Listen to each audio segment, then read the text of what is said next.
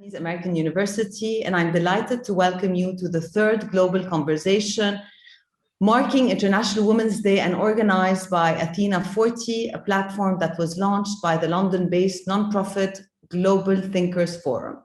So Athena40 is a platform connecting and recognizing women from around the world. It was created to democratize recognition for women and to bring to the spotlight grassroots women and women making an impact. This event is an international event, the only one of its kind, with panel discussions taking place in parallel across different cities around the world. We're very excited to be part of it and host our panel in Beirut, Lebanon. So we have more than 60 speakers who will connect live from around the world to discuss female leadership in times of crisis and the transformative role women play in times of emergencies. The conversation will be centrally moderated from London under BBC World's Tim Wilcox, who will connect live with all cities and panels to get a sense of how the pandemic has affected us, where the major challenges and opportunities for women lie, who are the real change makers, and what can be done to promote gender rights, diversity, and inclusion. So for now, I will leave the floor to our Executive Director, Dr. Lina Abirafa, who's joining us from New York, very cold New York, to welcome you all in her way and tell you more about International Women's Day and the work that we do at the Arab Institute for Women at the Lebanese American University. Lina, the floor is yours. Miriam, thank you. One of my favorite feminists of all time. And I'm delighted and honored to be joined by so many dynamic women, extraordinary fighters, allies in the struggle, sisters in solidarity. Thank you all so much. Female leadership in times of crisis. What can I actually say about that? Because simply existing as a woman in the world is a crisis right now. That's a very sobering way to start because we do actually live in perpetual crisis. I feel like there are so many ways in which we continue to be unequal, discriminated against, marginalized, and not able to fully participate in all aspects of social life, economic life, political life, leadership and decision-making. We have less choice, we have less voice, and we continue to be burdened by the responsibilities of rectifying this and rising to the challenge in crisis after crisis. It is actually exhausting. So for this International Women's Day, my message is quite sobering. But I also want to break this title down because in many ways I love it. I love talking about who are the female leaders? You know, are these the women who are in power or in politics or in decision making? Actually not. I think these are the young women. These are the women who are going to carry forward and who are going to finish the work that we haven't been able to finish. No pressure, young women, but I see you out there on the street. I see you in your lives. I see you in your homes. I see you in classrooms and in the workplace, and you do not take any crap. And I love it. And I'm so impressed and inspired. And I can't wait to retire so you all can take it over. You know, International Women's Day, March 8th, here we are again. It's been 110 years. And actually, when the original people took to the streets 110 years ago, on this very day, the 8th of March, to demand their rights to equality in the workplace, to vote, all of those things that we actually are still fighting for 110 years later. All of this to say that there is a dynamic little place that I'm very fond of called the Arab Institute for Women at the Lebanese American University that has been fighting that fight for 48 years. So almost half the time that we've been commemorating International Women's Day. What is extraordinary about the Arab Institute for Women is that it works at the intersection of academia and activism and really is a place to nourish young leaders, not leaders of tomorrow, because everybody's a leader in their own right. And so that's one thing that we really celebrate across the range of academic programs, research, development and community projects, outreach, workshops, everything that we do. But the thing is, the underlying principle of our work is that we are nowhere near equality and rights. And we actually need to see them materialize right now. You know, the UN gives us a lot of good language. We had the UN Charter, 1945, that said equality was the thing, and that's what we wanted to see. Well, here we are, Beijing, 25 years, Women, Peace and Security, 20 years, SDG 5 years, and time is moving and moving, and we're not getting where we need to be. I don't need to tell you what's happening in the world. I don't need to tell you that the majority of kids out of school are girls, that child marriage continues, that women's unemployment is high, that women do the majority of unpaid work, that we have less access to power and leadership and decision making. And for those of you who know me, I've worked on violence against women for 20 years, and I don't need to tell you that 1 in 3 women and girls are going to experience some form of violence in their lifetime. We know these things. There are 100 people in this virtual room, maybe more. I have no idea, but all of us are here because we believe in it. We're not here because it's the 8th of March. We're here because we do this every day, all the time. And I find it exhausting how we need to continue fighting when rape continues as a weapon of war. Look at the Tigray crisis. Sexual harassment is perpetuated by powerful men with impunity. Our New York governor, Andrew Cuomo. Sexual slavery in Yemen, honor killings in Jordan, the wage gap, sexual harassment, no women's engagement in peace and security. So for me, when people come and tell me, well, hey, it's happy International Women's Day, I'm not happy at all. I'm not happy with the current state of affairs. I'm not happy with what I see as cards and flowers and events and celebrations that we actually have to plan for ourselves, which I find to be a particular insult. And tick box showcases of diversity on this day, as if this is the only day. I have to say that I have all the right merchandise as well. I do everything in favor of my feminist interests. I have the right coffee that I'm drinking this morning. It's very early in New York. We're just getting started. I have a mug that you might not be able to read that says, "The future is female." No, well, actually, I don't really accept this mug because the future is not female, because that would mean by default that the present is male. The past certainly was male, but I dispute what the present is actually. So the point is that I am starting off this discussion in a way that is deflated and not happy at all about the status quo, and not happy at all about the idea that our theme is to choose to challenge, when people like you and I have not chosen this. We do this every single day, all the time. It's not a choice. It is a duty. It is a global imperative, and it is non-negotiable. We have already been doing the work. We haven't chosen it. We've been doing it for decades. We are the ones who are here every day anyway. I recently made a calculation that I've been working on women's rights for 25 years. 25 years. So every day that I've worked on women's rights is Women's Day, as far as I can say. And that means 9,125 women's days. So really, where are we?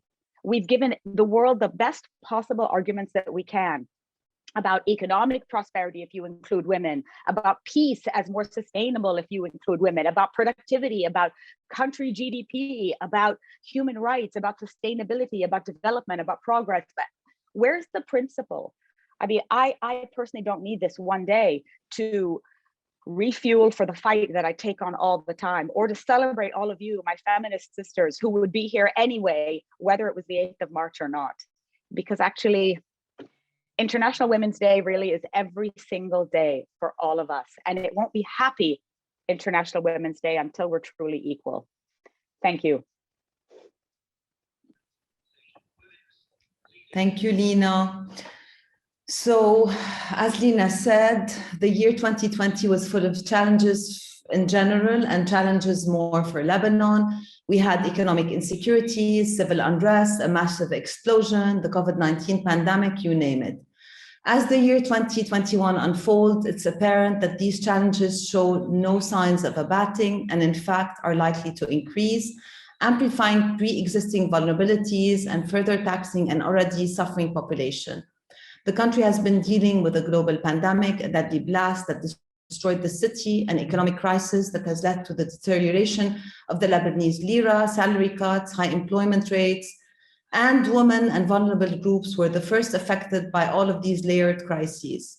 They have lost livelihood and financial security. Women and marginalized groups were forced to enter into the informal economy for survival. Women have taken on a further burden of care, everything related to COVID-19, the responsibilities tripled, their mental health deteriorated, and they face increasing violence as a result of these insecurities. Intimate partner violence has skyrocketed this year. Further, and last year as well, further, women's rights have diminished on the level of health, the economy, security, social protection, to mention a few. Yet, amidst all these challenges that have robbed women of their rights, and despite all the impediments and adversaries, women are leading the change. They are at the front lines fighting the COVID-19 pandemic, heading social change movements, campaigning for the amendment of laws, and fearlessly speaking out against gender discrimination in the media. Their powerful voices should be heard, their resistance should be saluted, and their activism should be celebrated. Given all that, conversations around promoting more women into decision-making roles should be spoken about, and it's very timely to advocate for that more than ever. We need feminists in decision-making positions. And I'm delighted to introduce to you some exceptional women, change makers, who I'm proud to say are friends, who will share their stories and insights with us today. Thank you for joining us. So I will start by introducing you. So let me give you the drill. What's going to be happening is I'm going to introduce you, and we will start the conversation until I have to connect to relate to London what's happening, and then we'll reconnect and discuss, and then I will relay back to them and tell them what we have concluded from all the conversation, and then we can continue the conversation with Q&A. So I will start with Mia Atwe. Mia is a clinical psychologist, a social entrepreneur, and co-founder and president of Embrace.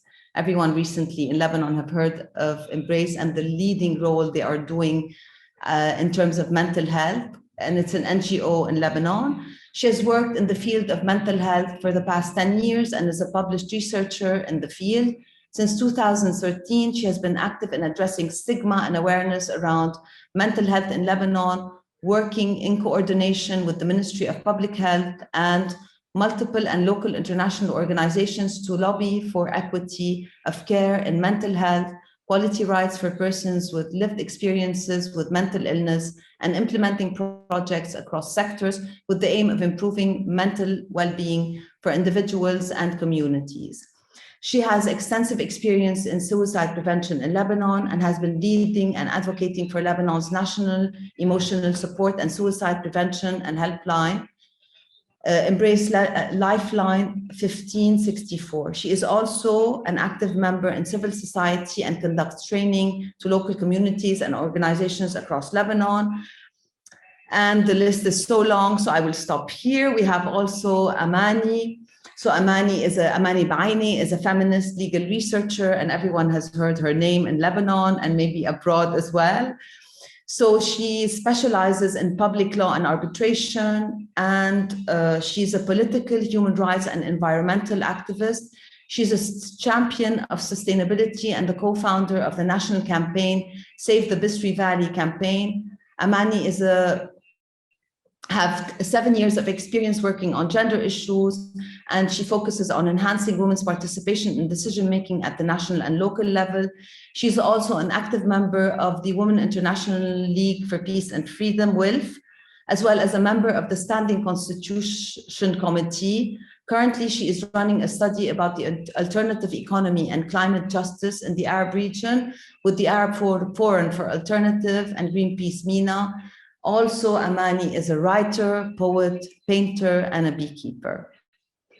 I also have with me Yumna Makhlouf, a lawyer, researcher, and member of the General Assembly at the Legal Agenda. I think we all agree that the Legal Agenda is one of the reasons why we still believe in anything in Lebanon. Their work is groundbreaking, and I salute them for everything they're doing. Yumna has publications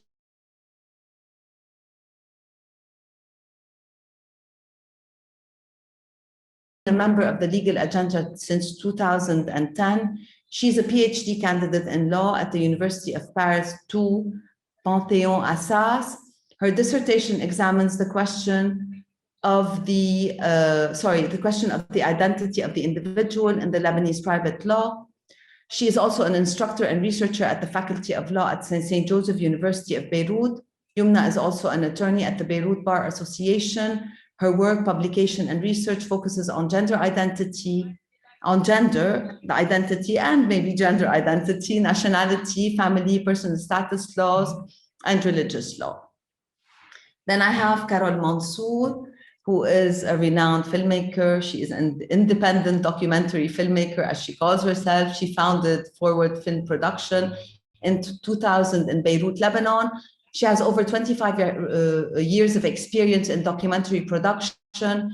She has international recognition and honor for the films that she's done. She has participated in over 50 film festival screenings and official selections worldwide. Her films have screened at several festivals in Europe, North America, and have won numerous prestigious awards, including most recently the Best Documentary Award at the Delhi International Film Festival, and other awards as well. I will not, you're very modest, Carol, I know, I will not mention them all. Carol's work reflects her concern for human rights and social justice, covering issues such as migrant domestic workers, refugees, environmental issues, mental health, the right of the disabled, war and memory, people's right to health, child labor. And her most recent documentaries are Shattered Beirut, 607, which discusses the aftermath of the Beirut port explosion, and COVID Diary that she did jointly with Daraj. And it talks about the effect of the lockdown on herself. It's a personal testimony. Last but not least, a very dear friend, Jana Mqalled, a journalist and documentary producer and director with over 27 years of experience in covering dangerous conflict zones. She's written and produced several stories in the Middle East about that. Her war coverage included Lebanon, Afghanistan, Iraq, and Yemen. Diana directed and produced very many documentaries that tackled socio-political issues in the region and around the world. She's discussed women's rights, minority rights, and many other topics. She started her career in 1993 as a general news reporter at Future TV, where she covered news, political issues, and social issues. And in 1999, she was one of the few that talked about women's issues in a documentary manner in a series called Bil'ain Mujarrada that we still benefit from now up until today, and one of my only favorites. She's covered hot political and social topics in conflict zones, and she's done very many documentaries that have discussed issues related to divorce, like Against Me, femicide, like An Latifa wa Ukhrayat, about Latifa and others. In 2017, Diana, along with two other founders, launched Daraj Media, an independent media platform that addresses controversial issues that are underreported in the Arab region.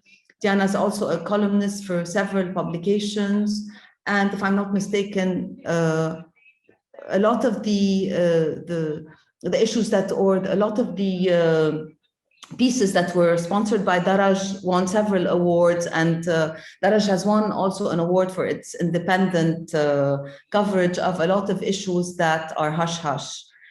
So I still have 5 minutes, so I think we start with the first question, because, and then I will start and then we will be interrupted. I'm sorry about that. So I will start with Mia, and can we hear from you, Mia, about yourself, the work that you do? Actually, I need maybe a personal statement or a story that has defined you and who you are today. So you all have 3 minutes. Mia, the floor is yours. I'll be brief, I think. I'm a Lebanese woman. I always start with that. Lebanon is very dear to my heart, even though I was not born here, but I never left for the last 33 years. I've been working in the field of mental health for the past 10 years. And I have to say that my work focuses really on making this country a safer place for everyone to be able to live in, because we know that good safety and good mental health allows everybody to prosper and grow and to reach their own potential. In the last few years, with the difficult situations that we've been going through in Lebanon, we're really focusing much more on the interconnectedness between health and the socioeconomic conditions that we're living in. And I think these two can never be put apart, even though for so many years, mental health has been looked at from the medical model, but today we're trying to really look at it from the socioeconomic perspective as well. and try to merge both. I'm someone who has been really very much empowered by her own parents, both my mom and my dad. And I want to mention that since it's International Women's Day today, and say that I had a really strong backbone. And I think most of my achievements today are also owed to my dad and his encouragement. We come from a family of 5 girls, and I think he did a great job at allowing us all to really reach our potential as much as we can. Thank you, Mia. So I'll go now to Amani. Same question. It's a great honor for me to be granted this opportunity to send a message through you to the world as an environmental and activist and peace activist in this remarkable occasion, especially in this difficult circumstance that our world and Lebanon is passing through. I'm a legal researcher specializing in public law and arbitration, but first I'm feminist. And in my 7 years of rounded experience working on gender issues, I focused on enhancing women's participation in decision-making at the national and the local level. I co-founded the national campaign to save the Bisri Valley. But my passion for peace and human rights are behind my commitment to building a better future. Whether it is protecting this environment, peace, or women's rights, they all stem from the same part from within me. Also, being a member of the Women's International League for Peace and Freedom, WILF, has shaped my activism.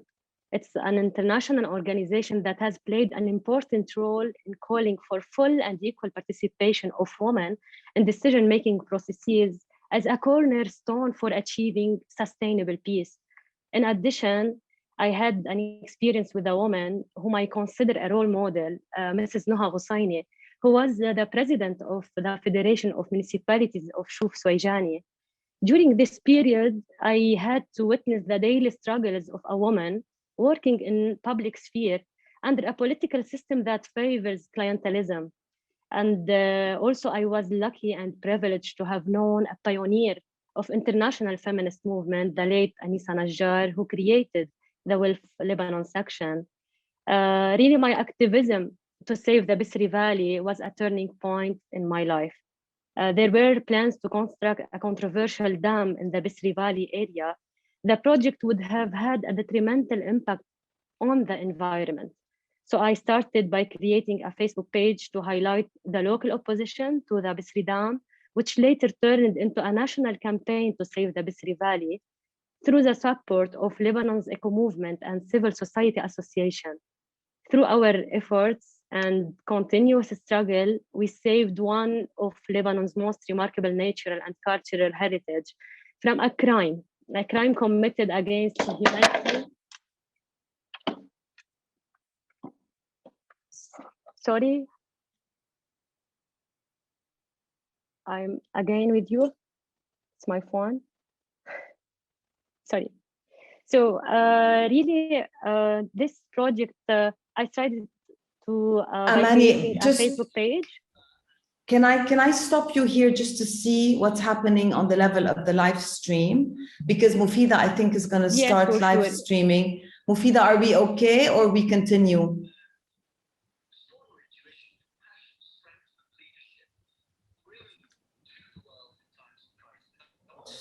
Just 1 second, I'm checking if they started to host the others, but 1:30, so I think we can connect. Okay. So I'm sorry كتير أماني, I apologize. No, ça va. وقع التليفون على الوقت. Yes. A sign.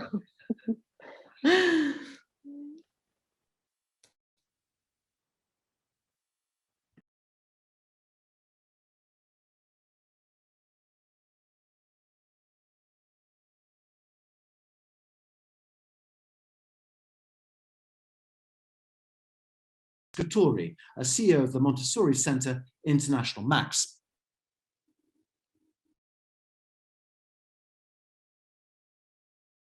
Hello, Tim. Can everyone hear me? Yes, I can. Marvelous. Very good to see you. Very pleased to be here. On the panel here in London, we have Traman Nguyen, who's founder and CEO of the Centre for Finance, Technology and Entrepreneurship. We have Ruth Hall, who's the CEO at Plessy Brennan, the National Outdoor Centre. Rachel Boyle, who is Head of Interdisciplinary Studies at Leeds Beckett University. Shannara Edgehill-Peart, Founder and Directress at Pearts Montessori, and Preeti Patel, Head of Education here at Montessori Centre International. Fantastic. Look forward to hearing from you in a few minutes' time. Let's go to Zagreb, to Leonor Stepic.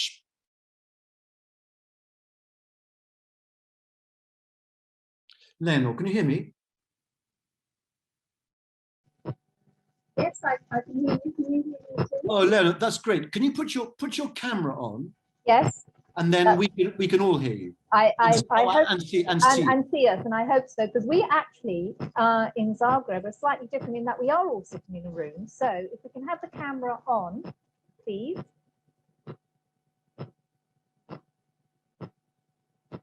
I think that we may have been switched off by Elizabeth, actually. Or Sophie. Well, Sophie. Everyone should be able to hear this. Should we? Do you want? I'm not sure if Sophie can sort that out, and maybe we can go to Lagos whilst we're waiting. Would that be a better idea? Leonor, bear with us, and we'll try and get you back in. Okay, thank you. Let's go to Lagos and speak to Yewande Sadiko, Chief Executive of Nigerian Investment Promotion Commission. Let's hope we can see you. Yewande, can you see and hear us? Yes, I can. I hope you can see and hear me. Fantastic. There we go. Go on. Talk us through who you're going to be speaking to on your panel. Good afternoon, all. So we have three fabulous speakers in Nigeria. I'm actually based in Abuja. The three of them are in Lagos. But we have Amanda Obidike, who is a multi-award-winning social innovator, technologist, and data scientist. She's a strategy lead of STEMI Markers Africa. We have Hajara Abdul Fattah, who's the founder of Girl in STEM Initiative. She's a petroleum and gas engineer by profession, but her interests lie at the intersection of energy, environmental sustainability, and low carbon future. Then we have Blessing Akpan, who's the founder of the Innovative Child Network. Blessing is an educator and social entrepreneur. She's actually an undergraduate in university, and it is amazing that she, in the meantime, has created a platform that enables skill-based learning opportunity for the next generation, even though she's part of, in my view, the next generation. But she's created a platform for the next generation of innovative thinkers and creators. So I look forward to a very engaging conversation. Thank you. Over to you. Thank you very much. And we look forward to hearing from you at the end of the discussion. Let's go to Nairobi. Chilande Kuloba Waria, who's the Managing Director of the Warande Advisory Center. Hello and welcome. Hello, team. Hello, everyone. This is Chilande from Nairobi. We are thrilled and indeed honored to be a part of the third global conversation. My panelists today have overcome past pains and frustrations and built themselves up to where they are now leaving a legacy of creating sustainable second chances for women and girls in Kenya as they transition and integrate back into society after being in prison or juvenile detention. My panelists include Teresa Njoroge, the passionate and visionary CEO and founder of Clean Start Kenya, Susan Kihara, who's the Chief Operating Officer for Clean Start, Cyprian Omolo, who heads up the Coalition of Formerly Imprisoned Women, and also heads up the internal services at Clean Start. We also have Sarah Odima, who assists in implementing the Circles of Healing program at Clean Start, Beatrice Waihura Waithaka, who contributes as a mentor for formerly imprisoned women in Kenya, and is herself an entrepreneur who runs a small business venture in the form of Sweet Lick Bakery. Then we also have Jane Ouma, who heads up the Tables of Support program and ensures that post-imprisonment, the women are economically empowered to rebuild themselves. I look forward to a fantastic conversation, and we shall get back with you again, team, after the conversation. Look forward to hearing some of the conclusions from that panel. I think we can go to Beirut now. Miriam Spare. Hello, everyone. Joining you live from Beirut, from the Arab Institute for Women at the Lebanese American University. So we started off with a welcome word from our executive director, Lina Abi Rafi, and I have with me here Mia Atwe, who's the co-founder of Embrace Lebanon, a grassroots NGO raising awareness on mental health in Lebanon, which launched the first national suicide prevention hotline in the MENA in 2017. I have with me Amani Baini, a feminist legal researcher and political human rights and environmentalist activist. She's a champion of sustainability and the co-founder of Save the Bisri Valley campaign. I have also with me Yumna Makhlouf, a lawyer, researcher, and a member of the General Assembly of the Legal Agenda. Her publications and research focus on gender, identity, nationality, family, and personal status and religious laws. I also have Carol Mansour, prize-winning Lebanese documentary filmmaker. She founded Forward Film Production in 2000 in Beirut, Lebanon. With over 25 years of documentary production, Mansour achieved international recognition and honor for her films with over 50 films, festival screenings, and official selection worldwide. Her most recent film had to do with the Beirut blast.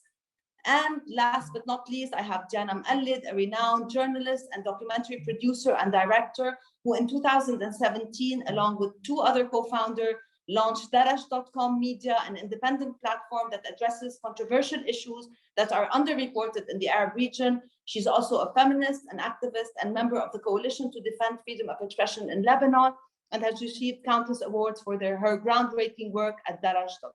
Amazing, amazing. So I will stop here. Thank you. All right, thank you very much indeed, Miriam. Let's go to Bayan Tal in Amman.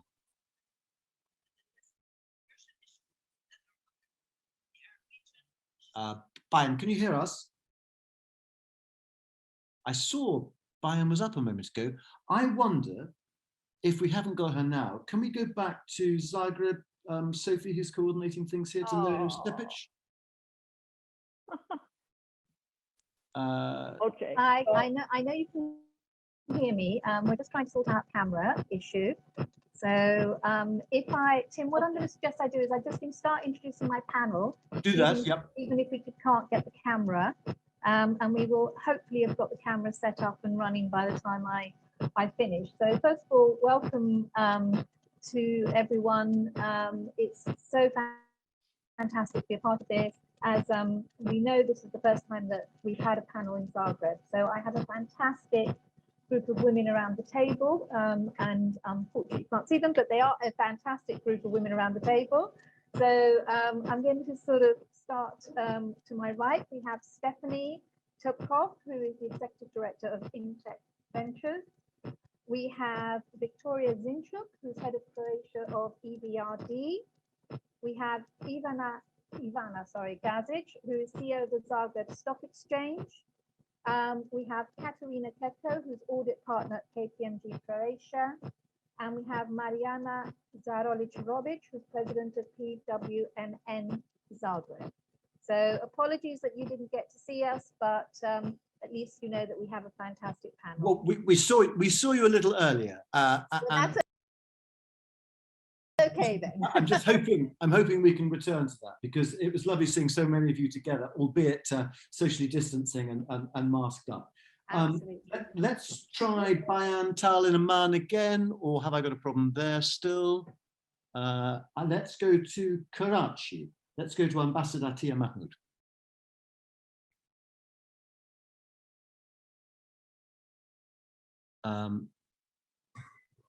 Hello?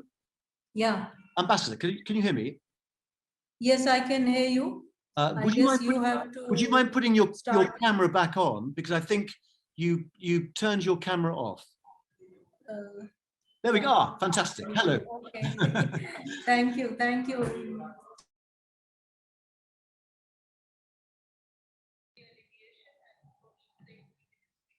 Okay, so sorry, Amani, back to this. So, so you were saying, you were talking about the Bisri campaign. Yes, so through our efforts and continuous struggle, we saved one of Lebanon's most remarkable natural and cultural heritage. from a crime committed against humanity, threatening safety, social and climate justice, the Bisri Dam. The Bisri Dam project could be considered a microcosm of the widespread corruption in Lebanon.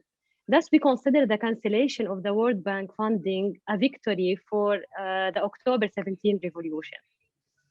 Thank you. Thank you so much, Amani, and I apologize again for interrupting you. So Yumna, the floor is yours. Hi, everyone. First of all, thank you for having me today. I am very happy to be sharing this panel with all of the magnificent women who are present and who I consider to be partners in my everyday work.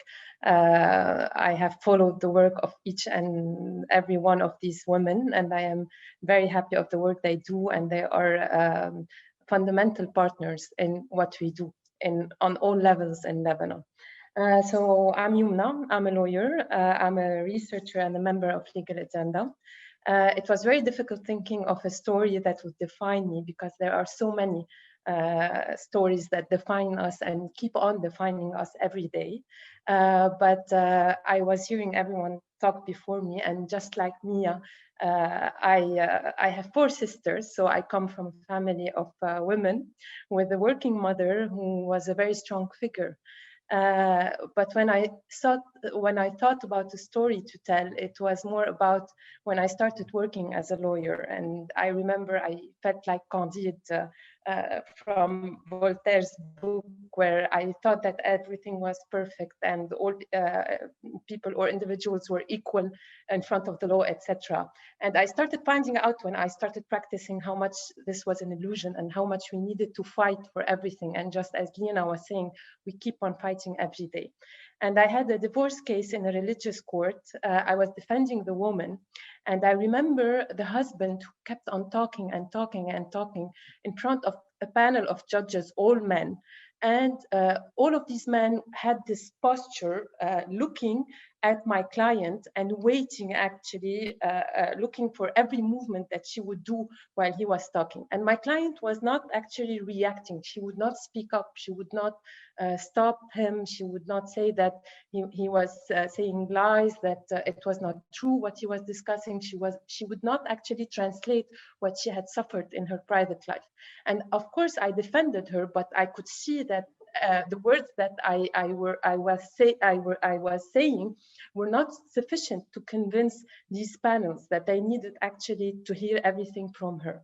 And when we finished the hearing, I had a talk with her, and I told her that I could not defend her. She had to defend herself, and people needed to hear from her what she had lived. And this was the only way for her to win the case. And on the second hearing, she did not shut up. She started talking, and she wouldn't stop talking. And I could see how the judges shifted. And so this was a turning point in my career, because I understood actually that as a lawyer, it is not my job to speak instead of the people I would defend or the woman that I was defending. It was my job actually to accompany them, to show them and to lead them into the legal world, which is a legal that puts on a lot of obstacles towards vulnerable people and vulnerable individuals. And actually my role was to translate this, to lead them into the legal world, to lead them into the battlefield actually, and to give them just the weapons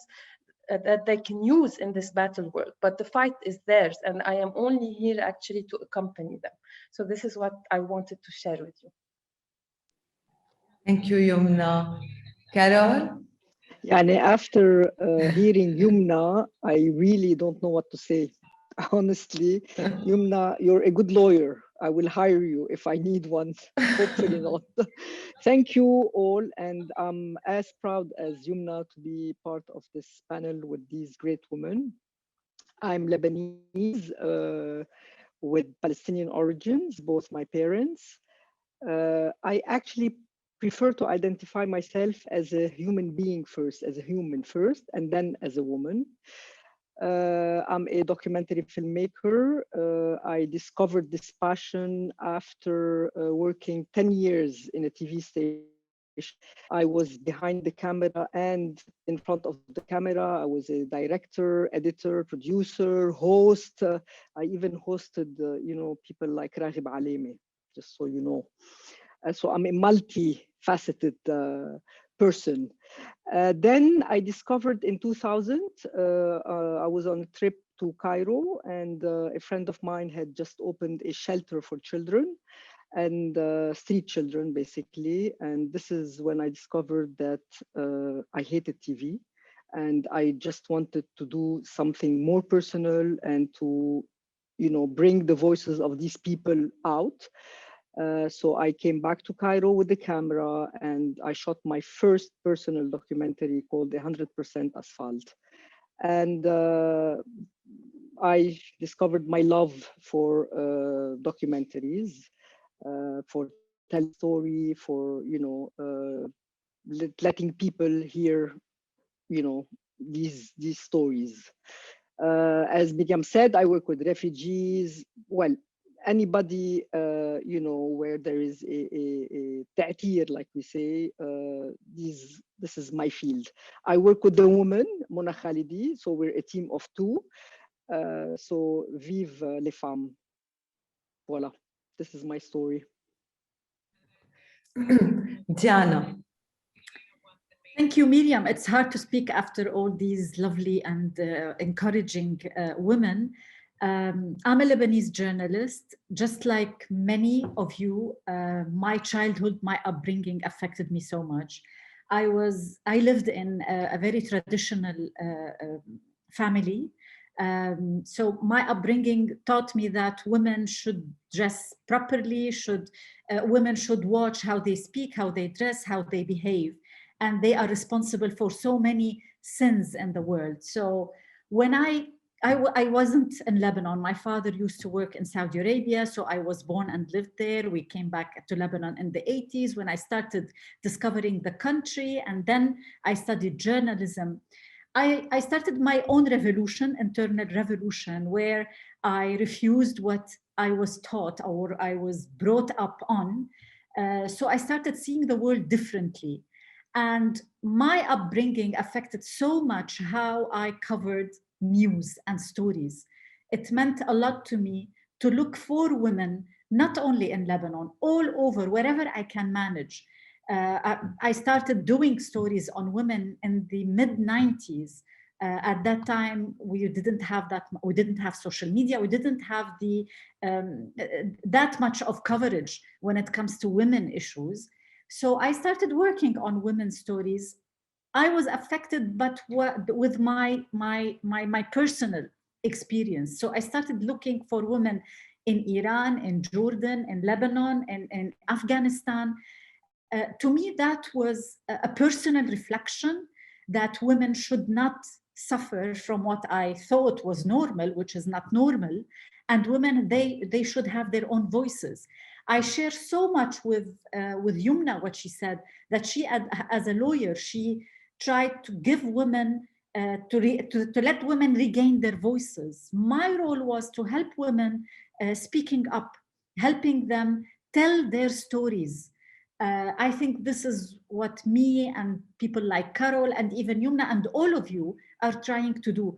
Tell the stories of the women who were never heard, who were never listened to, and who didn't dare and who never dared to speak their stories. So to me, telling the stories of women who were beaten up, killed, or impoverished or discriminated against was something very crucial to speak up and say that these injustices should not continue. And today is just another day where we keep moving and we keep going through these daily battles. So this is in a nutshell how I started, and I will keep doing this, and I will never stop as long as I live. So this is briefly who I am.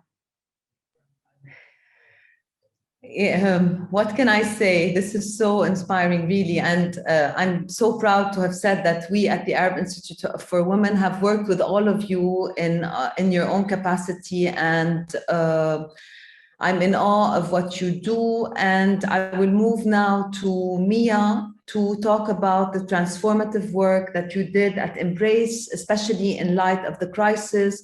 So if you can tell us a bit about the work that you did and the biggest challenges and lessons learned as a result of the pandemic. How did you in your line of work operate bearing in mind that the protracted crisis has affected us all, bearing in mind the pandemic, the Beirut blast, etc.? The floor is yours. Thanks. Thanks, Miriam. Actually, like all levels, mental health has been really escalating. Concerns about mental health have been escalating in the past year or so. And working or operating a suicide hotline means that you always need to be prepared for emergencies. And I think we will be addressing women leadership and how women have been dealing with crises.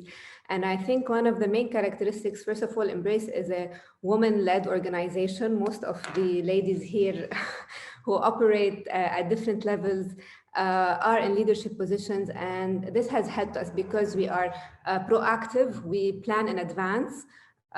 We don't wait until the crisis happens, until we start working on finding solutions.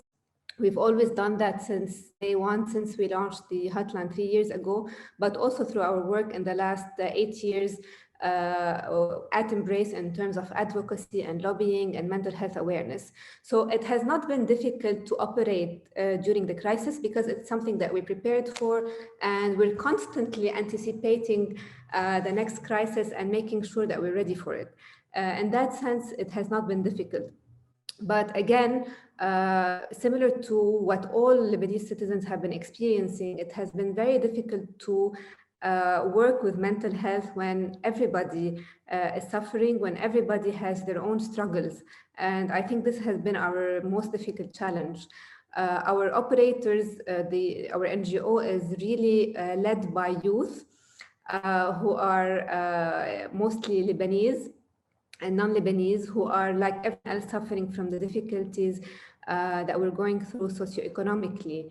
And they have to leave everything behind and come and volunteer and be the first line responders. They are also some of those heroes who are unspoken of and who do the work silently behind these phone lines. They have to put aside all of their struggles, their anxieties, during COVID, their worries about their parents, to come in and take calls from people who are also struggling.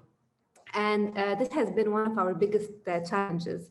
And after the Beirut blast, it also did not get easier, you can imagine, when they were half torn between working on the ground, helping people in the crisis, and also coming in and taking phone calls from people who are in distress while they are going through their own pains and emotional aches.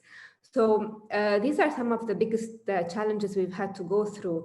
And as I mentioned in my introduction, mental health really today is very much affected by our living conditions. And many of our team members really talk about the frustrations they have to go through when they need to support these people emotionally and psychologically, when at the other hand, there are so many limitations that they are listening to or hearing over the phone, where they feel that they want to intervene more at a different level.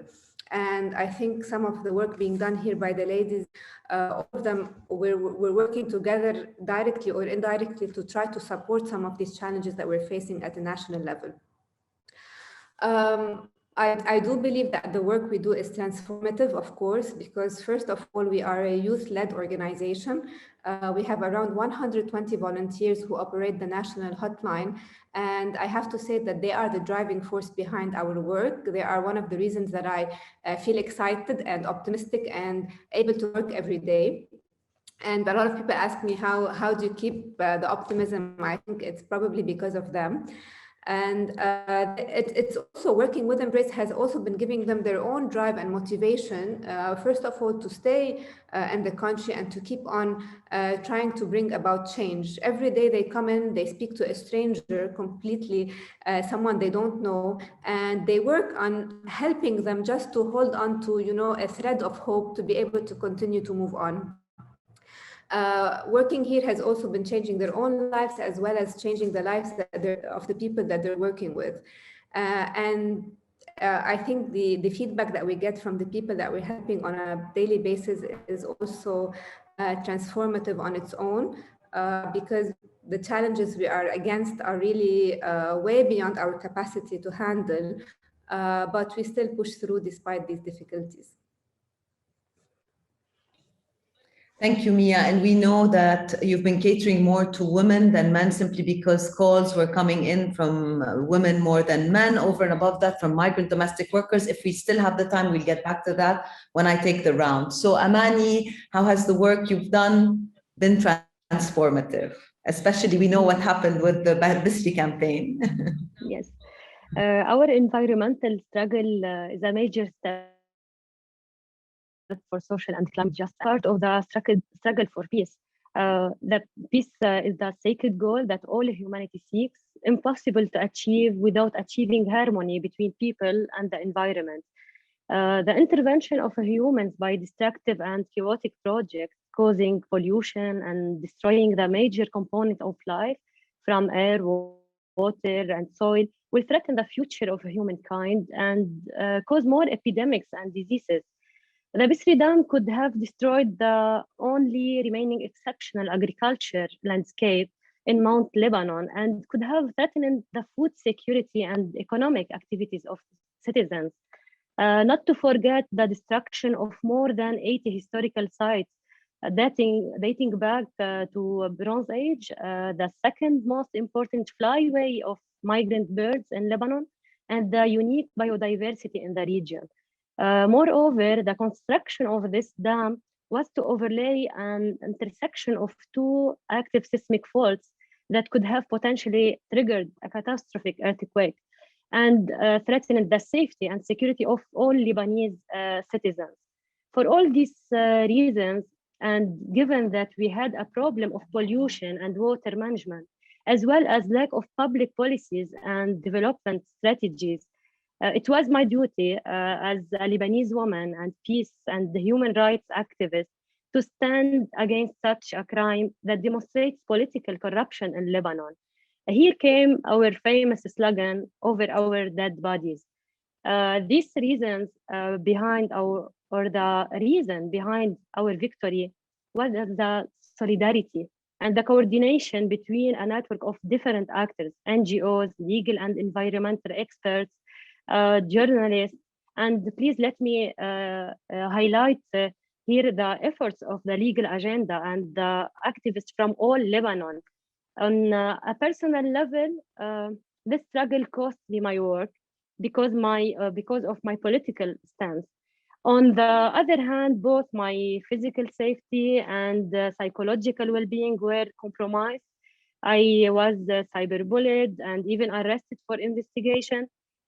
All these challenges didn't stop us from resuming our general goal to protect our environmental and cultural heritage for future generations. This is where women have a fundamental role in achieving sustainable development. In order to sustain this change, our ultimate goal is to build an alternative political system built on ethics, integrity, transparency, and accountability, where women have a leading role in all decision-making processes. In this new system, civil society organizations, especially feminist movements, have a leading role in monitoring and evaluating public policies through public debates. Thank you, Miriam.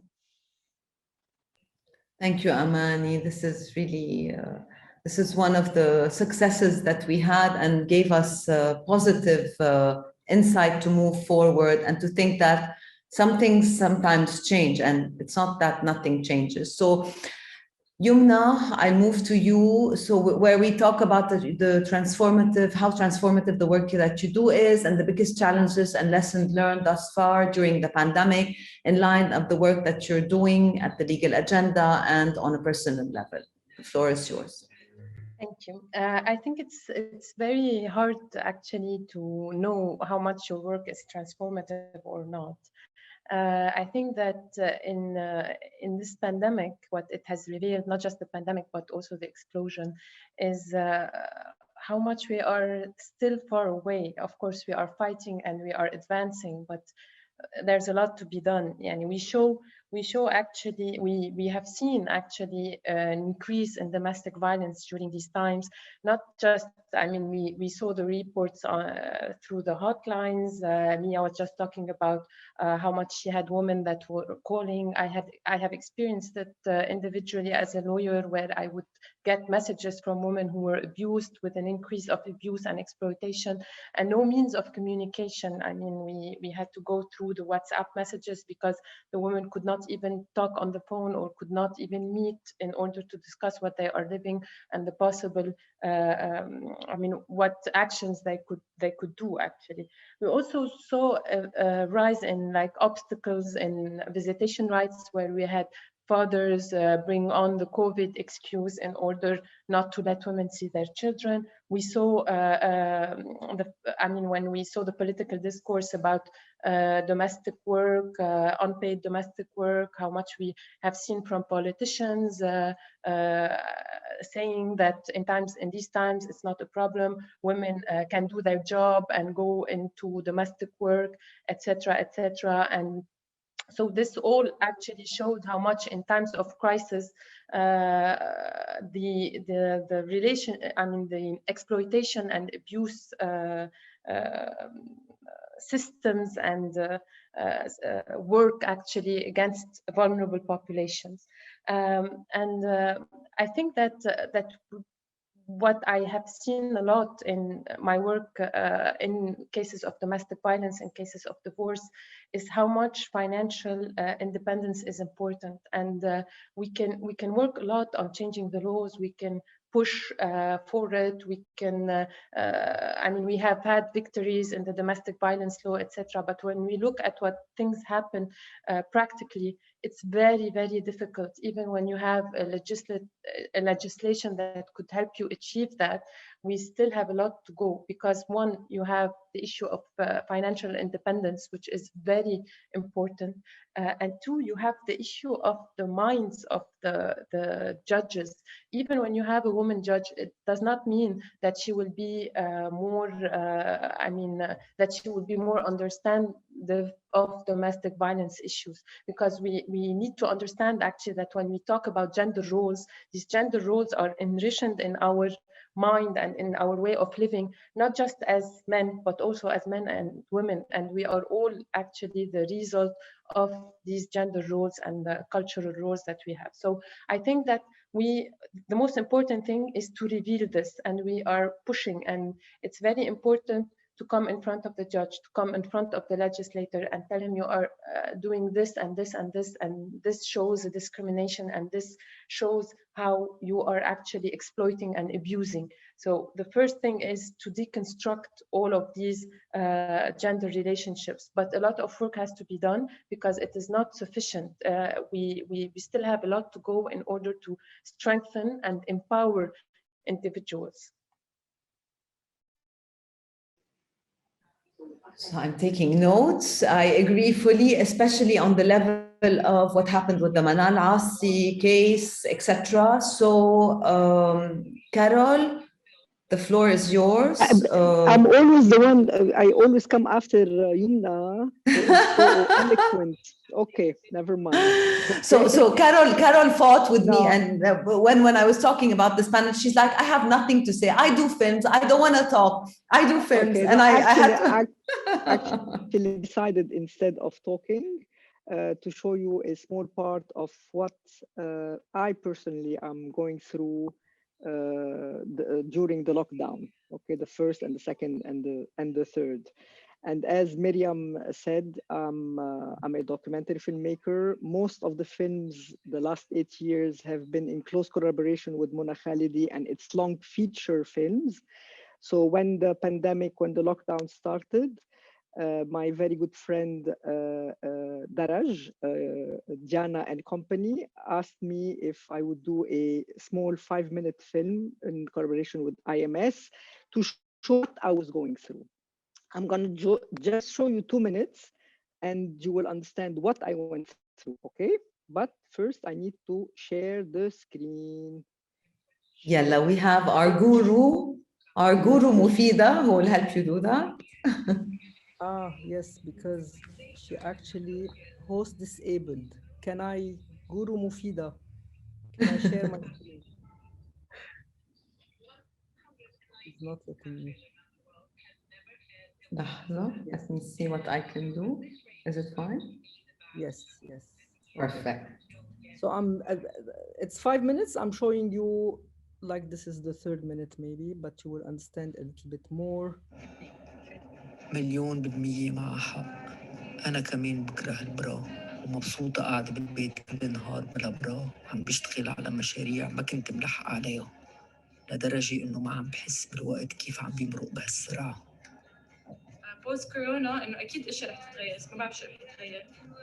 On my side, I'm going to move out because it was really nice to be isolated with all my family, and I think I've had enough.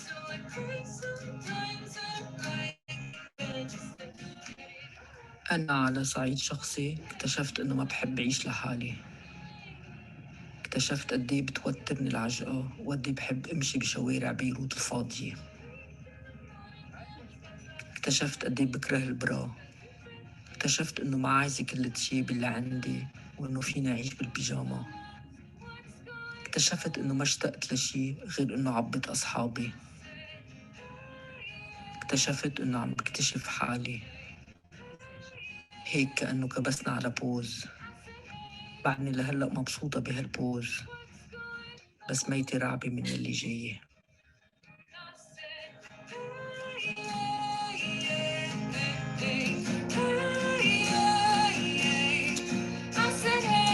لحظة. So basically, this was the first lockdown when I felt really very happy to be locked down. I locked down myself with Mona at home and her 3 children, the 2 cats, Carlene, and it was, very small circle. I was very happy working on my stuff, filming every day. Then COVID hit home actually, and my father passed away from COVID in Montreal in May. And I was in Lebanon, unable to speak with him, unable to see him. And this is what COVID meant at that time. This is what the lockdown meant for me at that time. We're not going to go dramatic now. I don't know if you want to watch a part of the film that actually Daraj asked me to. Yumna came, not Yumna, sorry, Yumna, I'm obsessed with Yumna. Diana and Hazim and Alia came and asked me to talk in front of the camera about what the effect of the death of my father, being away. And I just said, no, just give me 2-3 weeks and let me do a short tribute. So I went into, my memories, my pictures. It took me like 3 weeks digging into my life. And I came up with a 5-minute tribute to my father. But I think we were talking about what COVID, how the work changed. So I don't know if I'm off the subject right now, Miriam. Nothing is really off the subject because this is, this is the work that you do. If you'd like, we can see it. And if not, then you can tell us a bit about you have to tell me if you want. It's on YouTube. So Mona is telling me just put it. Yes, because you want to put it. So yes. Yes.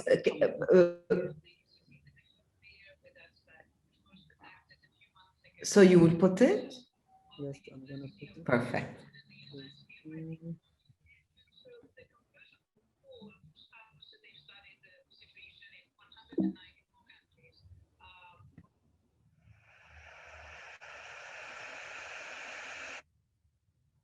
What happened? من آمن بي وإن مات I'm sorry.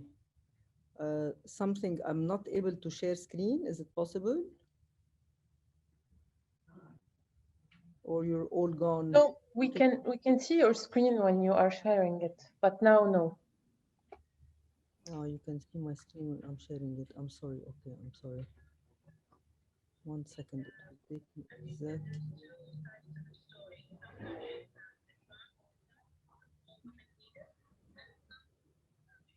COVID films.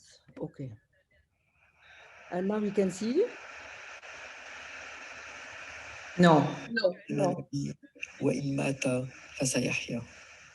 زوجته المرحومة عايدة عبود، أبناؤه الدكتور مايكل وعائلته، روبير وعائلته، ابنته كارول وعائلتها، شقيقه جابي وعائلته، عائلة شقيقته المرحومة إيفات هاشم، ينعون إليكم بمزيد من الحزن والأسى فقيدهم الغالي المأسوف عليه المرحوم ميشيل أنيس منصور، المنتقل إلى رحمته تعالى يوم السبت ب2 أيار بمونريال كندا.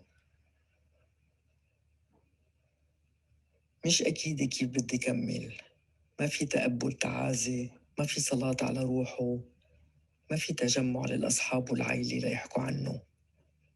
هون توقف ورقة النعوة.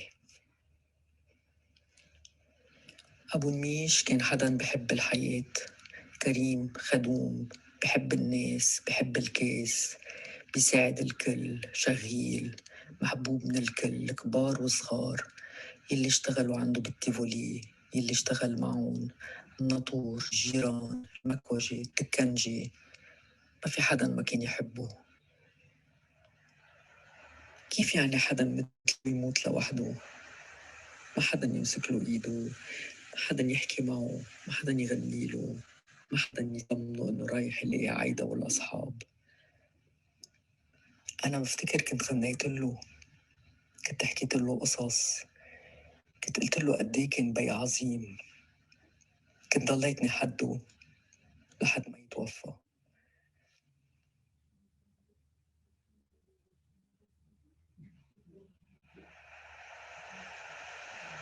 كل يوم بنسمع عن أعداد الإصابات وعن ناس ماتت من الكورونا، بس ما كنت أتخيل بحياتي إنه معقول يكون بيي واحد من هالأرقام.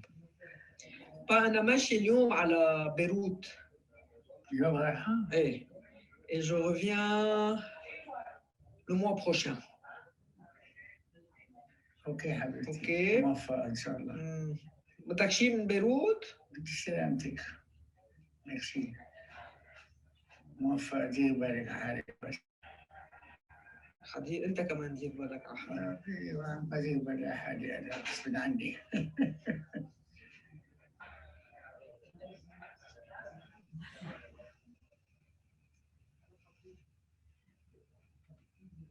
في صدمة الخسارة وفي صدمة ووجع فكرة إنه حدا مثله مات لحاله. شو كان حاسس؟ هل كان عارف شو عم بيصير له؟ بشو كان عم بيفكر؟ هل تعذب؟ هل كان موجوع؟ كلها أسئلة ما عندي إجابة عليها، رح تضل معي لباقي حياتي.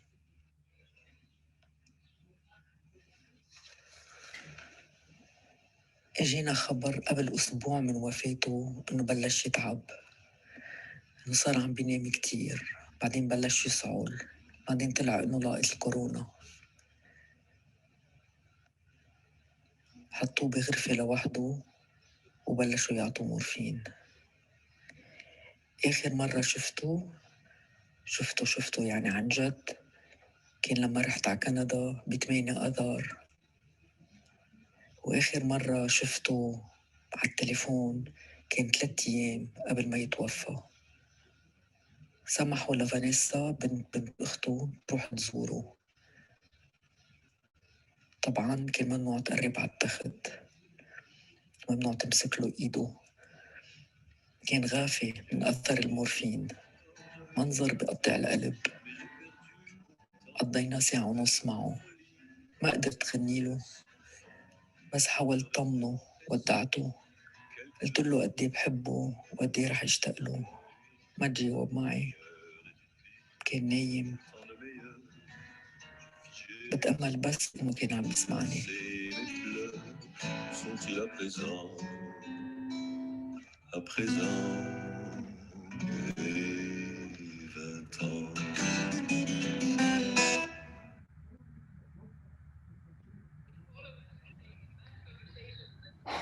Thank you, Carol, for sharing this with us. Thank you, Darash, for making all this happen. And now I will move to Diana to talk about their transformative work. You already saw some of the transformative work that they do.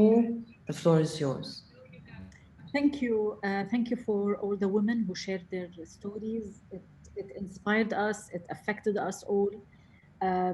I am a person who reflects what sees around me. So basically, my work, I've been working as a journalist for the past 28 years. In the first 10 years, I was exploring, covering issues related to domestic workers, to violence against women. But as I progressed with time, I started focusing on one major topic, which I think is crucial to women's rights, which is the personal status laws in Lebanon and in the region, not only in Lebanon. As you all know, in Lebanon, we have 15 personal laws that all discriminates against women. So I started working on these laws by reflecting how they are affecting women's life when it comes to custody, marriage, early marriage, violence, all the topics that women suffer from. So to me, starting doing these films, and we have done several ones, and not only in Lebanon, in Daraj, which was launched in 2017, we covered this topic across the region because this is where you find, where the core of this discrimination starts. When you tell a woman that you have no equal rights, you have no right to divorce yourself or to go out of the house if you don't have the permission of your husband. So as integrated these discriminations in our lives, as strong it is, we try to face it by showing the story, telling how it affects the lives of these women. And we see a huge struggle that many refuse to go to make this situation change. We find a huge resistance in Lebanon not to allow these laws to be changed. To me, doing these films and creating debate around it, online and offline, the films I did, one of them is called Against Me or Diddi. We took it and we moved to different universities, talking to young people in rural areas, in different closed circles. To me, the discussion that was created by talking to people directly and telling young men and women how these laws are affecting the lives of how it might affect their own lives in the future is essential. I know it's a long path. Unfortunately, in Lebanon, we try to escape facing the big elephant in the room, which is the status laws, by trying to modify things, by trying to say, okay, let's control the violence against women. Let's grant women their rights and in granting their kids the nationality if they are married to non-Lebanese. Here you are trying to dissect the problem. The core problem is we have a genuine discrimination in how our society, our legislators look at the status of women, which is not equal to men. And that is reflected in these courts. I have visited several religious courts in Lebanon, and I saw how women, from the moment they enter the door of these courts, are being treated as someone not equal, from forcing them to wear differently, from asking them to stand, from asking them to lower their voices, from intimidating them by men surrounding them in the court, asking them to tell their stories. And they are, most of the time, if they come from rural areas or from conservative background, they feel intimidated and not tell their stories. Yumna was talking about how to convince a woman to speak up. We find women unable even to tell what they have been going through. So to me, the core problem in Lebanon is to highlight what these discriminatory laws are doing to the lives of thousands and thousands of Lebanese women. And my role as a journalist is to reflect them, not only in Lebanon. That's why in Daraj, we try to cover this topic through films, through articles, through posts on social media. To me, this is, personally, I'm committed to this battle that maybe on my daytime, maybe in the future, but this is where I think, and I will be working on. I've tried to work on in the past 10 years, and I will keep doing so, because to me, here is the real change, lies in changing these laws. Thank you, Diana.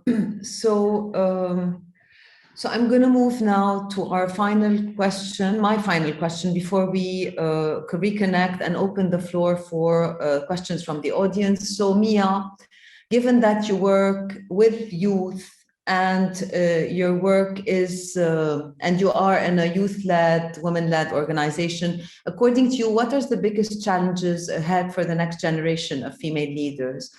And if you have a message that you'd like to pass on or to close with, what's your call for action to other women and the younger women out there?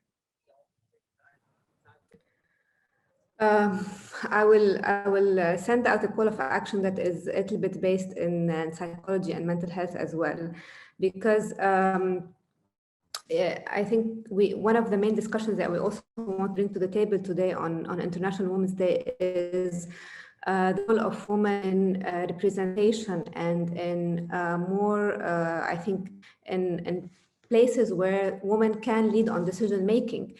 And after October 17, I think women have taken on much more proactive roles in representation and also in politics as a whole. Myself included, someone who did not think of being close to the political arena before is now realizing the importance of this, and realizing that actually when we've been working for society for a very long time, we've also been doing politics in a different way. But unfortunately, we've learned that politics is defined by a certain category, it's defined by a certain look, it's defined by being a male-dominated position and role, and this has changed. But my message for women is that sometimes one of the biggest barriers to leading is ourselves, and it's the pressure that we put on ourselves to be good enough, to be perfect, to know everything before we go into a specific role, when we have a lot of capabilities that we often underlook or underestimate. So my message is not to feel guilty about not being able to do everything at once, to try to follow wherever our passion takes us.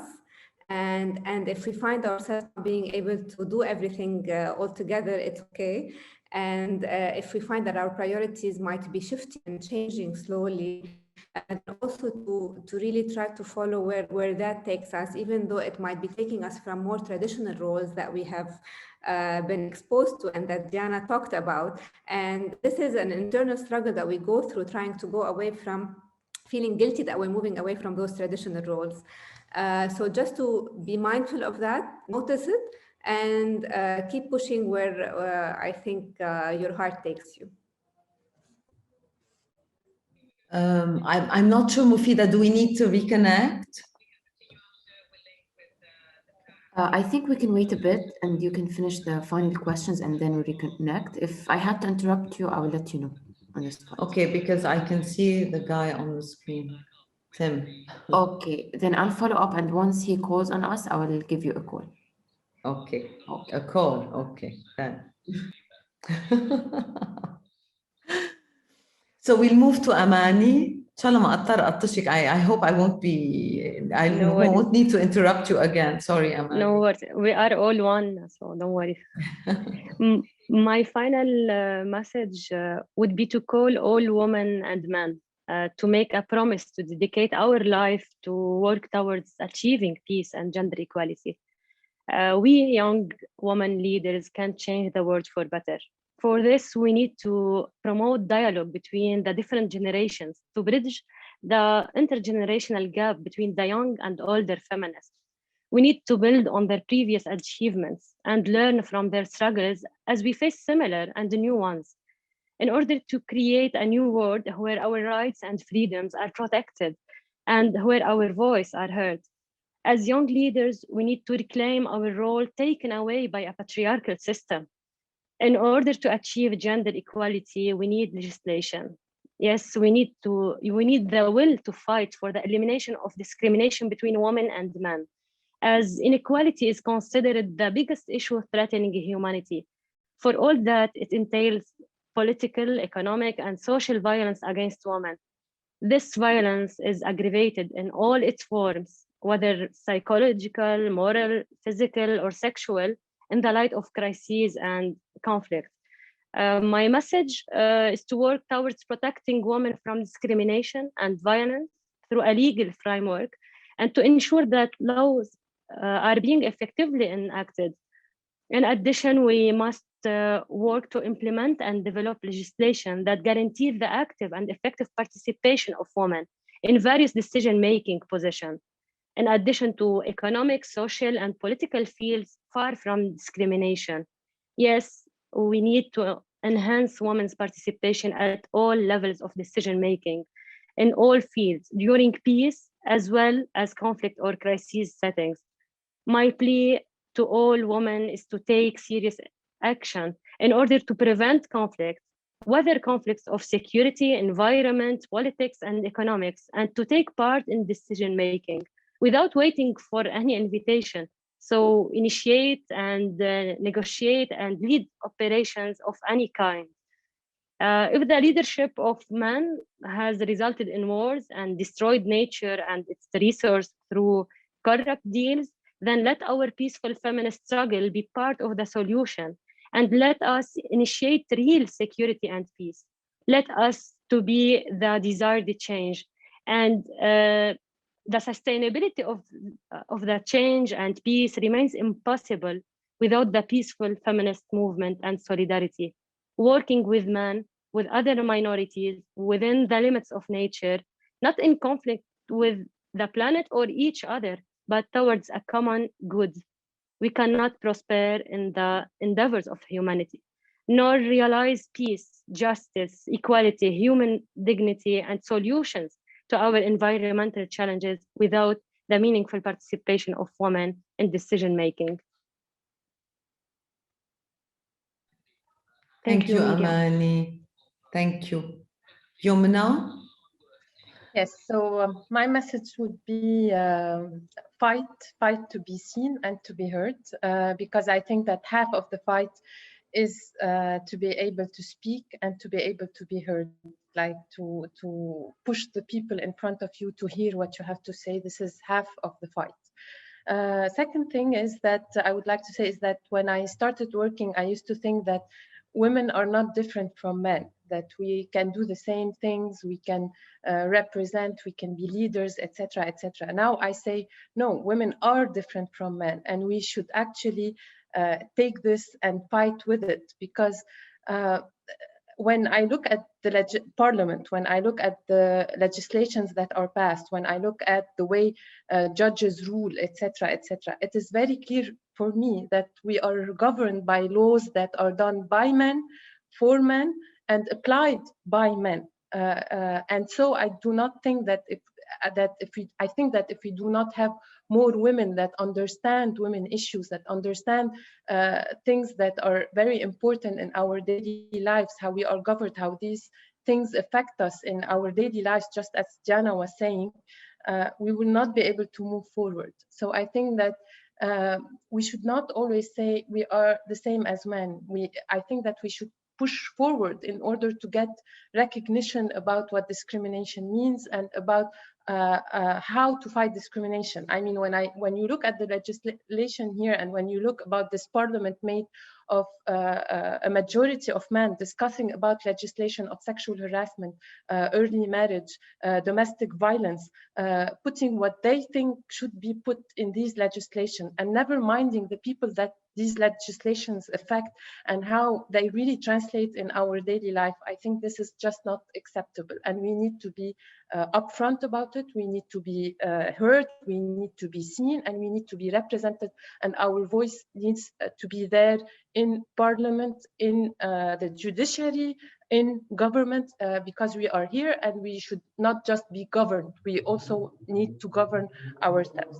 And I just wanted to tell something to Carol, actually, because I remember after the Beirut blast, I went to a hospital because there was someone that needed actually to be taken care of in the hospital. And I remember while I was waiting outside, seeing Carol arriving with her camera and really fighting to get every image of the Beirut blast and what happened to the people there.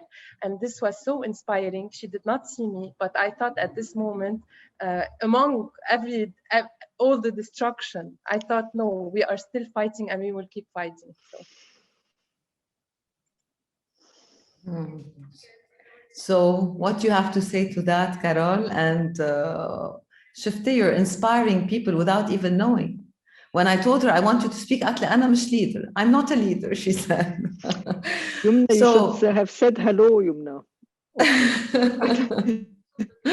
So Carol, the floor is yours. I think yeah, I know, but as you know, Amani and Mia and Yumna said, I agree with all this, and I'm not going to add. I just want to say, you know, that we need to keep talking, keep telling the story. We need to listen to others, to make their voice, you know, get out there. We need to stay humble, respect ourselves, respect the others, be kind to one another. I don't know, life is short, and we need to, you know, take advantage of every minute and fight and just be a woman. This is what I have to say. Thank you, Carol. Mufida, how are we faring? حدا قال لي to go live أو no? No, we're good to go. Okay. You can continue. I continue. Okay, yeah. Perfect. Diana, please, the floor is yours. Thank you. I want to bring a small story that happened and we all watched a couple of days ago when we had a politician, a man and a woman being hosted on TV. And we all witnessed how this politician hinted a sexual assault against the female politician on air. And we have the host laughing at the scene. This incident happened a couple of days and nothing happened. No accountability, no backlash, nothing. Whereas if we see any female journalist not committing even, saying her opinion out loud, she will be faced by a huge backlash because she managed to say something within the political spectrum. So if you look at the two stories where we find the general media outlets, the leaders, the editorial lines are so much concerned by political balance, by sectarian sensitivity, and not paying any attention towards who those really attack women and sexually harass them live on screen, and nothing happened afterwards. Here, if you look at this culture, that means this battle is going on and will not stop soon. And this is why we are here, because we will not surrender. We will not stop talking and highlighting and pointing by the finger, and not only pointing, but showing how they are really abusing their power and how they are discriminating women from having their rights. I just wanted to highlight this example to see how it is integrated within society, even among the so-called public opinion leaders and those who are in forefront position in the media spectrum. To me, the struggle is still on, despite all the problems we have and despite all the frustration that we go through sometimes. I think it's an inevitable battle. I personally feel that I'm so much committed. I'm committed to the women I meet. All of you are meeting on a daily basis, whether from our surroundings or the people we meet in the streets.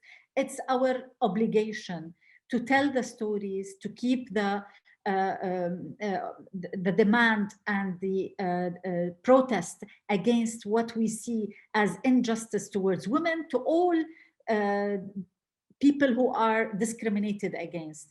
To me, it's a daily battle, and I will keep fighting for.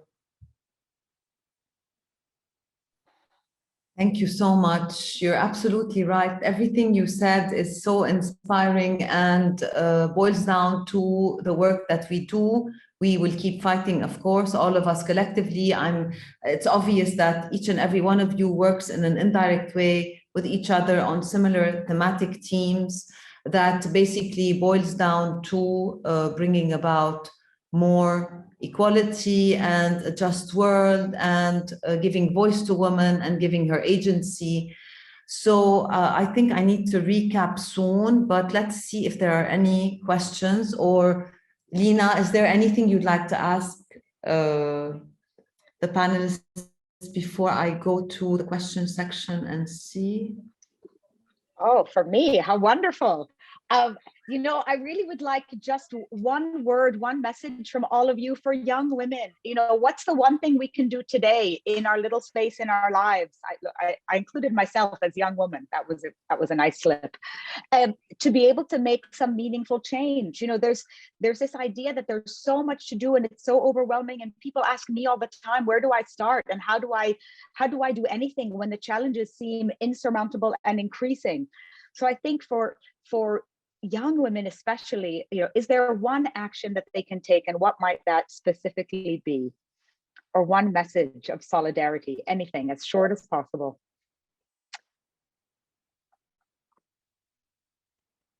That's my question for everybody. I don't know who wants to take it on, but I'd love to hear it because I'd like to actually do it too. We fight on so many levels at the same time, and it's impossible to see how gains are made and if they are made.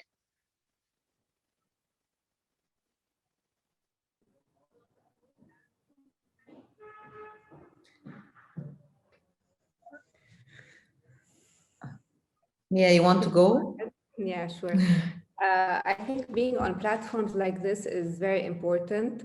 And it encourages women who may be afraid, who might be struggling with, you know, the anxiety of pushing forward an agenda that they have, to know that there are other women who will be supporting them.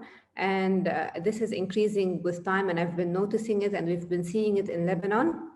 And one of the biggest things that we saw after October 17th is that the revolution that we witnessed in Lebanon has been women. And I think this has been pushing forward a lot of young girls to become leaders, to really speak their minds. And the revolution has been very much internal against everything that they've been afraid of. And this has really opened the door for so many young women to start speaking their mind.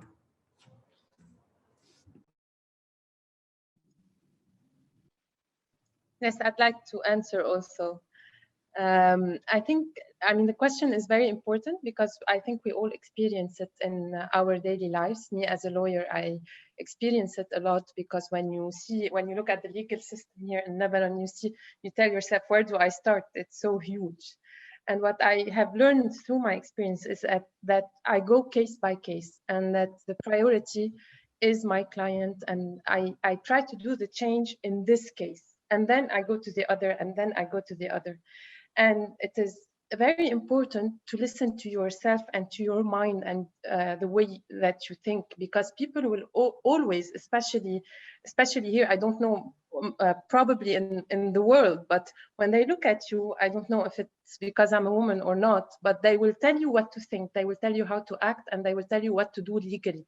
And what I learned is I have to shut this out and think by myself and think like what my mind is telling me to do, what is the right thing to do according to me, what I have learned, what I have experienced, because I have learned a lot. I have worked, I managed to get a law degree, so I do not need this person to tell me what to do. I can benefit, of course, from counsel, etc. But no, I know what to do, and I have to do and think like what my mind is telling me to do. And I think that this makes a lot of change. It's just like you would be amazed to see how much you change in people's lives just a bit by bit, case by case, and going case by case. It's not really big cases that you will have. It's little cases that will make a change in one's personal lives. And this is very important. I usually come after Yumna, so I'm gonna talk. Yumna, you said something very interesting. You know, the story of usually when I'm filming or I have a camera person or somebody would come next to me and tell me what to do, you know, like, why don't you put the camera here? And why don't you, you know, maybe it's, so I look at them, I say, what do you do? He says, oh, he thinks I'm going to interview him. I'm a, you know, accountant. I say, okay, go do your accountant and let me work, okay? So off maybe as a bit rude, but I feel I have no time to, but it is very important and very difficult to prove yourself and to trust that what you're thinking and feeling is correct. So this is what I wanted to say.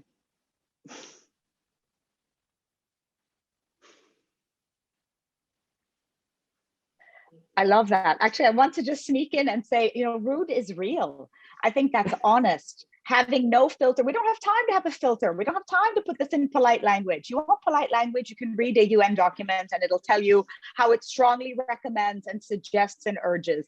We don't have time for that. You know, I tell young women, it's okay to be angry. And if you're not angry, you're not paying attention. You know, if you are sad about it, upset about it, that might be one phase of it. But sadness for me is paralysis.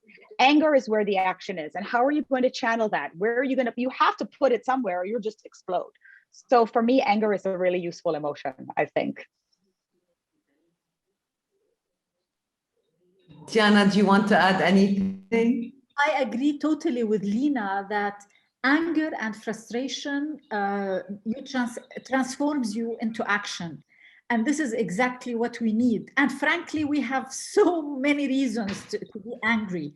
On a daily life, we have stories that really makes us angry and transform this anger into action. So I agree with that.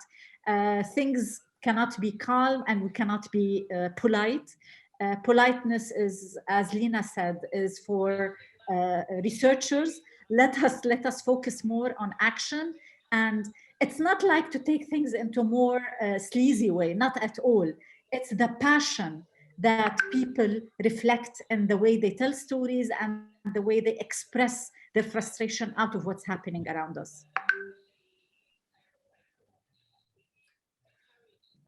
So obviously, each and every one of you has a nice story to tell, a story of success. And what I liked most is that all of you said we. So when Mia was talking about herself, she was talking about we. Carol always included her partners in working with her. Amani spoke about the campaign in general, not herself. Yumna as well. Diana too. So each and every one of you in her own field has made a difference, definitely. We've talked about environmental activism and sustaining the environment, which is very important. We've talked about personal status codes and how damaging they are to women and how they rob women of a voice and the importance of women's voice. We spoke about how moving things from the realm of the closed door into the open space, whereby we talk about films and we basically recount stories, the importance. So there was so much shedding light, or a lot of things were highlighted regarding telling the story, recounting the story, giving women voice, giving women agency. We spoke also about the importance of mental health and talking about mental health and the importance of working collectively to exact change. Definitely the Beirut blast has been very damaging for all of us. And I personally think we wouldn't have survived any of this had we not had the support of all you women and the support of people around us in terms of talking, recounting our stories. And definitely I agree with you, Lina. it's not International Women's Day today, it's every day, and the struggle will always continue.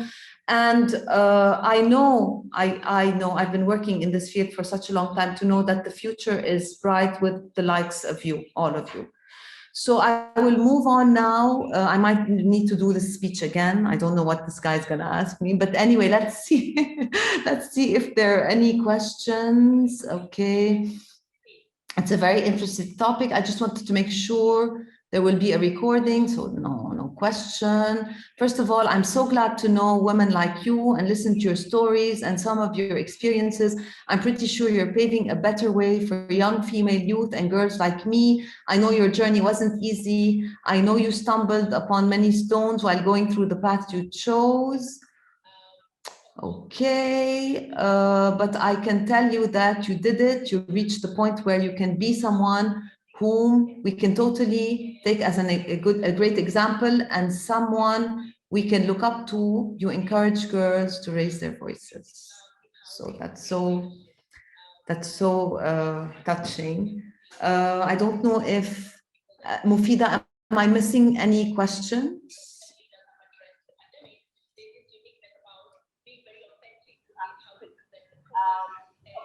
No, Miriam, I don't think so. Okay, very good. No more questions. Okay, no so more questions. I think if you want, maybe we can connect and live stream. Okay, We can start with it. let's connect. I have no notes, but I've taken some notes of me. It's okay. I'll do the wrap up.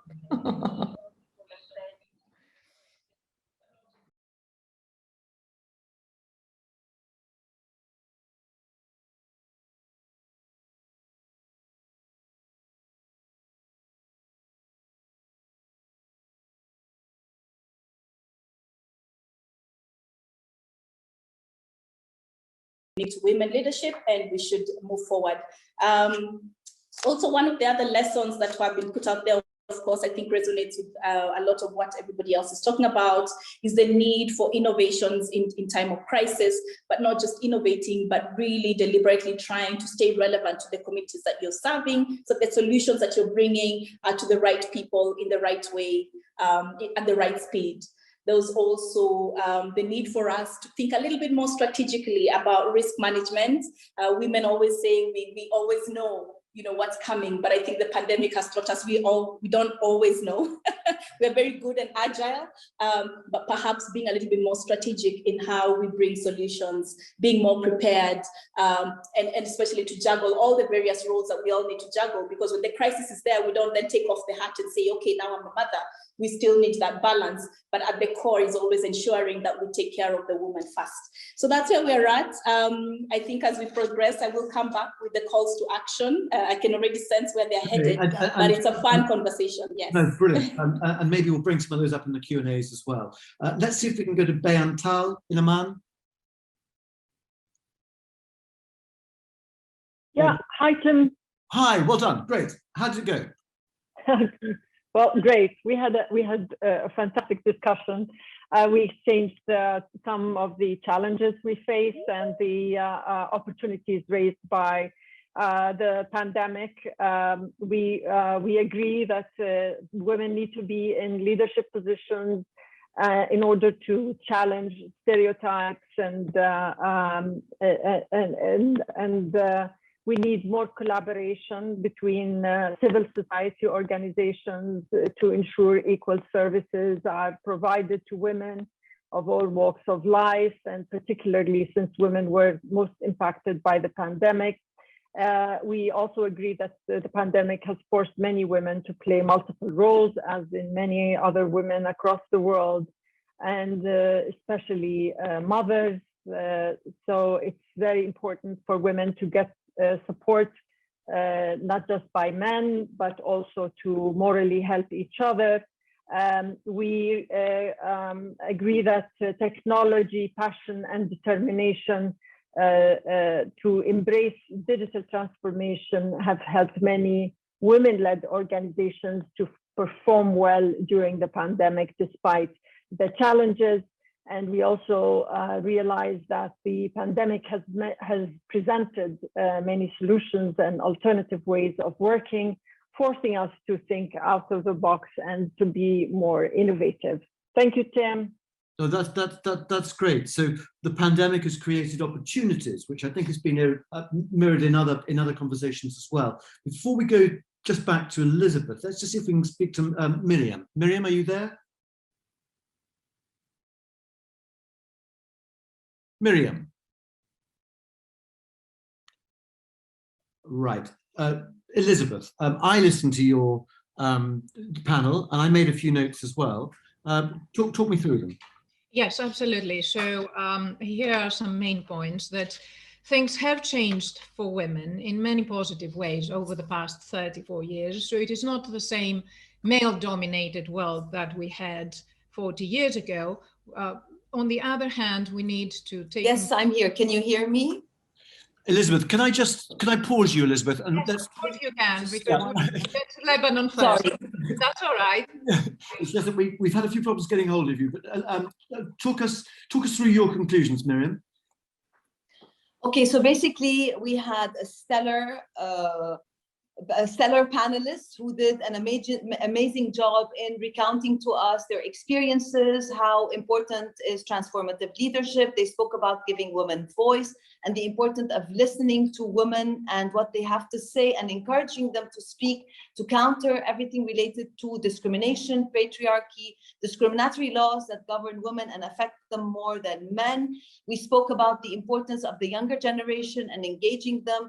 We spoke about the effects of COVID-19 and how it has wreaked havoc to everything normal that we know, and how it stopped us from mourning the dead. For instance, we talked about how transforming these stories into films is important, the importance of journalists and media professionals countering anything related to gender-based violence, discrimination against women, and the good ways in terms of how we can perform as informed citizens, the importance of women's position in decision-making positions, and how giving them a seat should not be something that we ask for. We need to barge in and take what is rightfully ours. And we spoke about the importance of acting as if the 8th of March and International Women's Day is every day, and that's exactly what these women do. They don't wait for International Women's Day to work on gender rights, but this is their lifelong struggle. They basically had a very important message to the youth, which is keep on fighting, keep your voices heard, and basically don't stop no matter what the impediments and obstacles are. Okay, so every day is International Women's Day. Elizabeth, let's go back to you just to up some. I'm just looking, actually, we've got only a few minutes left, Elizabeth. Do you want to just run through some of your conclusions? Yes. And we can do some Q&As, and then obviously all these panels can conclude. Number one. Perfect. So basically, do we have any more questions? So to wrap up, I think we can wrap up now. So thank you all for joining us. Thank you for your supportive messages. Thank you for all the work that you do. As I said, the fight will not stop, as you all said as well. We will collectively always showcase the great work that you've done. To recap and to give something personal, so I remember when Carol first screened her film Made in Lebanon 1 and 2 at ALEU, she also screened نحن مو هيك, or It's Not Who We Are. I remember when I worked closely with Diana on several issues of الرائدة. I've used بالعين المجردة in all of the courses that I teach, and a lot of professors do too as well. She's written about wars in الرائدة and written articles for us. She's always there to support us anytime I ask her to moderate anything. Yumna also has worked very closely with us, and she was part of a study that we did on personal status codes.